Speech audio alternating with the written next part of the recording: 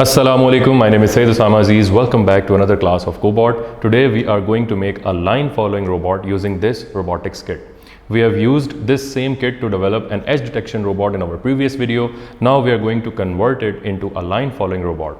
Please remember that all these items that are required in order to make this type of robot are present in our COBOT robotics kit, and the details of which you can find always in our description section of the video. So let's move forward and make this robot. So this is the path that we want our robot to follow, and in our robot we have made this one change where we have brought together these two sensors at the front a little bit closer. Previously in an edge detection robot we installed it a little bit wider because we wanted this robot to detect the edges from a greater distance, but now in a line following robot we want these two sensors at the center of the robot, and the distance between these two is such that it is equal to the width of this line that you can see on the floor. This makes us program all the cases for a line following robot a little bit easier. So we will discuss about all those cases in the programming. So let's move on to the programming section. Okay, so let's discuss about the programming of this robot.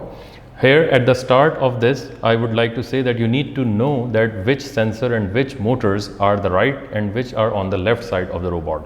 This is important if you want to program a line following robot. So here you can see that I have clearly mentioned at the start which sensor is the left one, which is the right one. Also here in the motor declaration pins, I have written in the comments which one is the left motor and which one is the right motor. This way I know when to move the robot towards the left side and when to turn the robot towards the right side.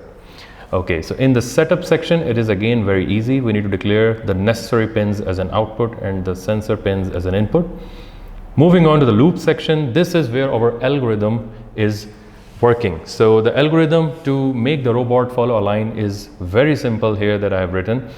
Here I would like to say that there are various methods in order to program this robot. The ideal way is to use a PID controller where we have a proportional, an integral and a derivative which corrects the robot and makes them follow a path in a certain way very efficiently. But since this is an introductory level course and I want to make it very easy to understand for you people, that is why I have written this code in a very simple way.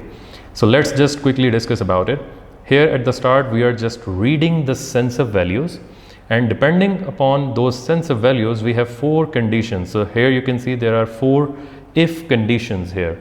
The first condition is where both the sensors are present on the line. This means that our robot is centered on the line and it doesn't need to turn either left or right. In simple words, we do not need to correct the robot. So that is why here we are simply writing move forward. And this move forward function is basically declared at the bottom here, which simply makes both the motors move in the forward direction. Okay, so the second condition is where we have checked that right value is 0, which means that the right sensor is not on the line. This means that our robot needs to turn towards the left side in order to come back on the line. That is why in this condition we are making a left turn. If you understand this, then you should be able to understand this next condition as well, because it is the exact opposite of that. And in the last condition where both of the values are 0, left value is 0 and right value is 0, this means that both sensors are not on the line. Now we know that our robot is no more guided, it is now beyond the line or it has left the line. That is why in order to be safe about it we need to stop the robot. That is why we have called the function stop motors. So this is a very easy way if you want to program your robot in order to make it follow a line. So now let's see in the demo how it works in a practical manner.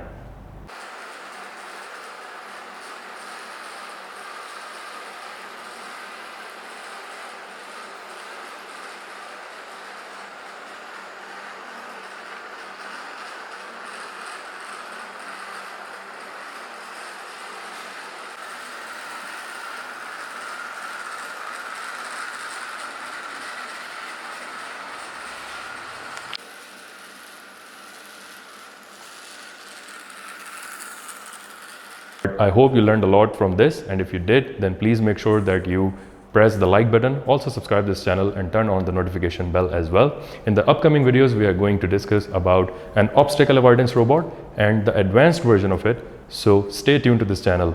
So let's meet into the future video. Till then, Assalamu alaikum.